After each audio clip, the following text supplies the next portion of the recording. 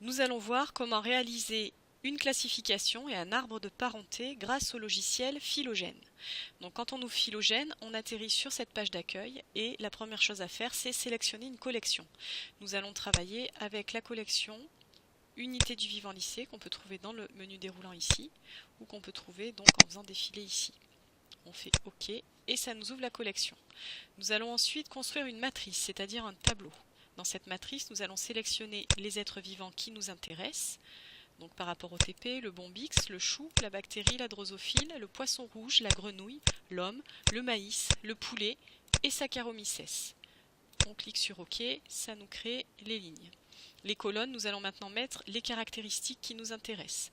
Carapace articulée, cellules, chlorophylle, enveloppe nucléaire, polarité avant-arrière et vertèbres. Donc maintenant nous avons un tableau qui a été créé. Dans ce tableau, à chaque fois qu'on va cliquer sur une case, va s'ouvrir en bas à droite une information au sujet de l'être vivant et de la caractéristique qu'on regarde. Donc, par exemple ici, le bombix, la carapace articulée, on nous dit corps entouré d'une carapace et pattes articulées. Donc c'est présent. Si on regarde sur le chou, pas de squelette osseux, c'est donc absent.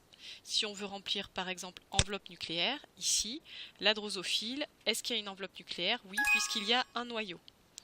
Donc du coup, on va avoir enveloppe nucléaire drosophile présente.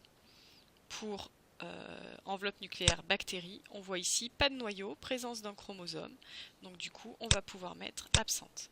Et de la même manière, on va remplir tout le tableau. Donc le tableau est maintenant entièrement rempli. Quand on a fini de remplir, on va faire vérifier. Et là, si on a fait des erreurs, j'en ai volontairement laissé une, on va avoir le nombre d'erreurs qui s'affiche et l'endroit où il y a l'erreur, ce qui permet de corriger. Donc la grenouille n'a pas de chlorophylle, même si elle peut être verte, la chlorophylle est réservée aux végétaux. On revérifie, tableau correct, très bien. Ça nous ouvre l'accès à 2 onglets supplémentaires. Nous allons commencer par l'onglet classé. Donc l'onglet classé, on récupère notre tableau et sont coloriés de 2 couleurs différentes, en blanc pour l'absence, en jaune pour la présence, l'état des caractères en fonction des êtres vivants. Nous allons pouvoir organiser le tableau, c'est-à-dire nous allons déplacer les colonnes puis les lignes de manière à regrouper les êtres vivants qui se ressemblent ensemble. En fait, ça revient à faire un escalier avec la plupart des caractéristiques et les autres vont être regroupés comme ici et là. À partir de là, on va pouvoir afficher les boîtes. Il suffit de cliquer sur les colonnes et les boîtes contenant les différents organismes s'affichent. Par exemple, la chlorophylle, il y a le chou et le maïs qui font partie de cette boîte. Donc la boîte chlorophylle contient chou et maïs. Maintenant, nous allons pouvoir mettre les boîtes les unes dans les autres. Par exemple, le bombix se retrouve ici, là, là et là. Or, il ne peut être présent que dans une seule boîte. Donc il va falloir les mettre les unes dans les autres. Enveloppe nucléaire va rentrer là. Et ça va exclure la bactérie du coup. Polarité avant-arrière de la même manière, vertèbre, la carapace articulée, hop, je ne suis pas allée assez loin, voilà, et la chlorophylle ici. Maintenant, tous nos êtres vivants ont trouvé leur place dans une boîte et une seule. Nous allons pouvoir passer à la construction de l'arbre. Nous gardons l'ordre des colonnes et des lignes, et tout simplement, maintenant que tout est prêt, il n'y a plus qu'à afficher les boîtes. Au fur et à mesure, elles se replacent les unes dans les autres comme on les a classées avant. Et en même temps, ici, l'arbre de parenté s'affiche avec les boîtes et les êtres vivants rangés dans les boîtes. On peut mettre ou enlever les boîtes d'ailleurs. On choisit. De la même manière, on va pouvoir afficher les noms de groupe.